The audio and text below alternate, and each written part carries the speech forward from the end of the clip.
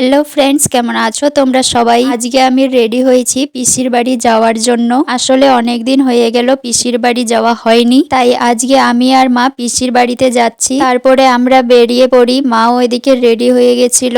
বাইরে আমাদের টোটো চলে আসছিল, তার জন্য আমরা বেশি দেরি না করে রওনা দিই। আর এইদিকের আকাশটা দেখো কেমন মেঘ লাগাইছে, বৃষ্টি হবে তার জন্য।